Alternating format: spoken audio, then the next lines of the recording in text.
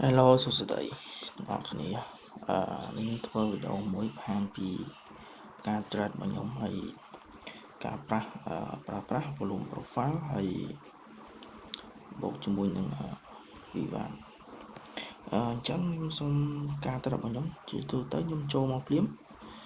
សម្រាប់អាទិត្យថ្មីគឺខ្ញុំប្រើ Anchor volume profile ចាប់ពីថ្ងៃច័ន្ទមកម្ដងតែម្ដងគ្នាអាចមើលបានពីថ្ងៃច័ន្ទមកអូខេតើវាបង្ហាញយើងកន្លែងណាខ្លះនេះដោយសារតែភាសាដើរហើយយើងបានឃើញអស់ហើយ volume area ដែលវាមានកន្លែង order ច្រើនហើយ volume node ហើយនឹង point control volume area high low អញ្ចឹងអាខាងលើនេះជា volume area high low ដែលវាដើរតួជា resistance point control វាអាចដើរតួជាពីរដូចគ្នា point resistance និង support អានេះដើរតួជា support ទាំងអ្នកនរគ្នាមិនស្មានវាច្រើនវាអាចដើរតួជាពីរដូចគ្នាទាំង support resistance អានេះខ្ញុំអត់ទាន់ស៊ីចំណុចទៀតខ្ញុំបញ្យល់អញ្ចឹងពីថ្ងៃច័ន្ទមកខ្ញុំអត់ត្រេតទេទាំងអស់គ្នាអញ្ចឹងខ្ញុំធ្វើការគូស volume profile ពីថ្ងៃច័ន្ទ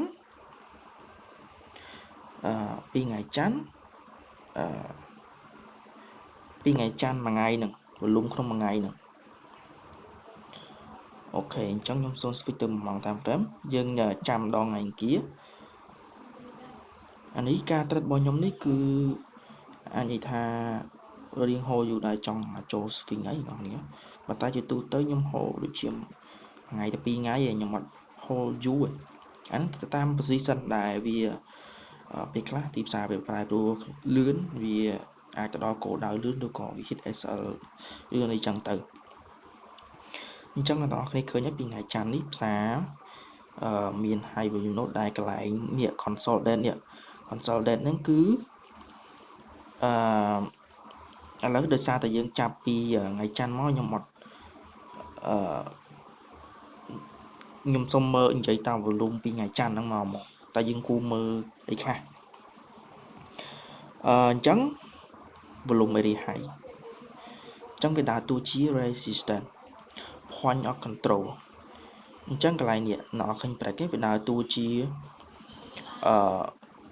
support កន្លែងនេះ buy reject ហើយបានធ្លាក់មកក្រោមហើយបាន reject ជាមួយ volume area high ដែលជា support ដែលយើងចាប់ទុកវាជា support ហ្នឹងហើយក៏បាន break ទៅវិញប៉ុន្តែសម្រាប់ថ្ងៃបើកថ្មីនេះគឺផ្សារបាន break ទាំង point control ហើយនិង volume area low ហើយក៏បាន retrace ទៅវិញទាំង retrace ទៅវិញនោះតើ price ប៉ះអីខ្លះទី1ដែលយើងមើលទៅលើគេ volume area high សម្រាប់ថ្ងៃច័ន្ទហើយយើងខ្ញុំភ្លេចបង្ហាញដែរទៅលើ Viva អញ្ចឹងយើងដាក់មក Viva ដូចគ្នាខ្ញុំប្រើពីថ្ងៃច័ន្ទមកដូចគ្នាអូខេហើយអានេះសម្រាប់Viva ដែលខ្ញុំប្រើខ្ញុំ add band មួយអញ្ចឹងយើងមើលទៅលើ Viva ឃើញថា price ដើរនៅក្នុងនេះ balance នេះគឺជាវាដើរនៅក្រោមខាងក្រៅ band chứ វា imbalance អញ្ចឹងយើងអត់ចូល trade វាតែថ្ងៃច័ន្ទក៏ខ្ញុំអត់ trade ដល់គ្នាអញ្ចឹងខ្ញុំចាំដល់ថ្ងៃអង្គារ price ដើរមកដល់ key ដែលយើងត្រូវមើលទី1 point of control អ្នកឃើញទេមួយម៉ោងគឺវាបានបិទនៅលើអញ្ចឹងយើងហើយក៏វាបានបំបែកជាមួយនឹងViva ដូចគ្នាអញ្ចឹងយើងគួរមើលដល់ណាយើងគួរមើលទៅ volume area high នេះអញ្ចឹងខ្ញុំសុំ switch ទៅ30នាទីមុនសិនជាទូទៅអូខេចំណុចដែលយើងគួរមើលយើងឃើញថា price បាន reject ជាមួយនឹងប៉ះជាមួយនឹង volume area high ហើយនឹង Viva band ដែលអានេះគឺពីរនេះគឺវាដើរតួជា resistance អូខេអញ្ចឹងខ្ញុំ switch ទៅ15នាទីយើងឃើញដែរកន្លែងហ្នឹងហើយខ្ញុំជួយទូទៅ price consolidate យើងធ្វើការមើលទៅលើ volume profile ការ consolidate ហ្នឹងអូខេបាទនៅក្នុង volume profile ហើយជាការ entry ខ្ញុំធ្វើការ switch ទៅ5នាទី chẳng hạn ấy bạn dương mơ entryទាំងអស់គ្នាdương men là tí 1 នៅ higher time frame ប្រាយបានប៉ះជាមួយនឹងនេះ Viva band របស់យើងដែលដើរតួជា resistance ហ្នឹងនៅ high time frame ហើយក៏បាន reject ដែរដែលសល់ weak ហ្នឹងហើយទី2នេះ volume area high ដែលជា resistance របស់យើងអញ្ចឹងយើងប្រើ2ហ្នឹងដើម្បីមើលលើ price ដើម្បីវាមានឱកាស short មកក្រោមអញ្ចឹងយើងបានឃើញហើយនៅ5នាទី price fail break ទៅ Viva ហើយក៏បាន fail មកក្រោមវិញអញ្ចឹងការ entry យើងមើលទៅលើអីខ្លះខ្ញុំមើលទៅលើ CVD ដែលជា indicator volume អញ្ចឹងCVD បង្ហាញយើងមិនខ្លះទី1អានេះខ្ញុំសូមបញ្យល់សាមញ្ញCVD វាជាការមើលទៅលើ volume buy sell delta ហើយអានេះគឺជាតម្លៃរបស់យើងហ្នឹងជាក់ស្ដែងហ្នឹងអានោះអ្នកនរគ្នាមើលខ្ញុំសូមដកនេះចឹងដើម្បីកុំបាច់ស្មុគស្មាញមើលវាទេអាចនឹងវាទៅជា noise វិញឥឡូវខ្ញុំចាប់ទុក CVD ជាហេតុមានហេតុទៅមានផល CVD ជាហេតុដែលជា volume ហ្នឹងហើយតម្លៃគឺជាផលអ្នកនរគ្នាឃើញមានអីប្លែកទេទី1កន្លែងនេះដែលវា touch ជាមួយនឹង resistance របស់យើងដែលជា Viva ហ្នឹងទី1 price បង្កើតនៅ high low high ដែលយើងមើលទៅគឺវាសមាមាត្រគ្នាដែលវាអាចថាវាសមហេតុផលដែលទី1 volume ឡើងតម្លៃឡើងដែរប៉ុន្តែយើងរងចាំសិនរងចាំមើលកន្លែងដែលប្លែកនោះគឺ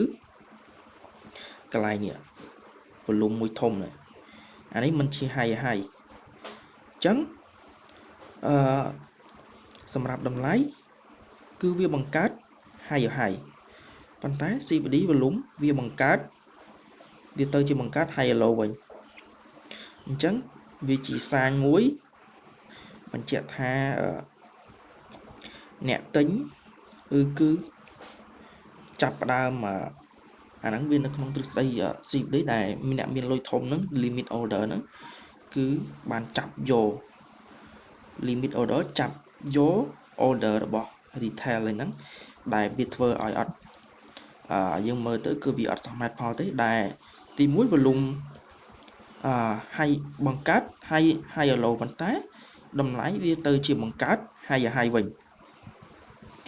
អញ្ចឹងយើងគូ entry នៅកន្លែងណាអូខេសម្រាប់ខ្ញុំអានេះសម្រាប់ខ្ញុំទេបន្ទាប់ពី price បង្កើតចឹងហើយខ្ញុំមើលទៅលើcandle ឃើញថា candle នេះដែលខ្ញុំចាប់ទុកវាជា displacement candle ទី1វាបាននៅក្រោម Viva band ហ្នឹងបញ្ជាក់ថា seller មានថាកំពុងតែមានអ្នកចូលមក sell ហើយ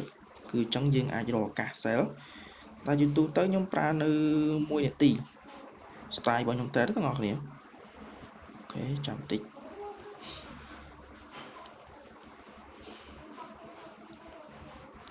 កន្លែងមិញខ្ញុំអូ my god កន្លែងនេះបបាក់ plan មកគ្នាអញ្ចឹងការ trade របស់យើងបើសិនជាយើង switch ទៅ1នាទីប្រកាសដែរជាវាមានdisplacement ឬក៏ heavy មិនតានេះដោយសារតែខ្ញុំ switch ទៅ1នាទីបាក់មើលពេកអញ្ចឹងខ្ញុំសូមបញ្យល់5នាទីហ្មងទៅអញ្ចឹងយើងអាចsell ពីកន្លែង display candle ហ្នឹង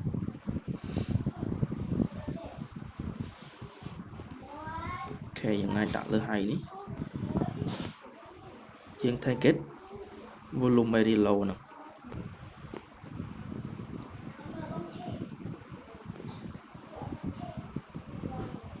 អានេះវាគាត់ជាឧទាហរណ៍បងប្អូនខ្ញុំគាត់បញ្យល់ពីការចូល trade របស់ខ្ញុំទី1យើងមើលទៅលើថ្ងៃច័ន្ទចាស់យើងមើលទៅលើ high volume node ដូចជា volume area high volume area low ហើយនិង point of control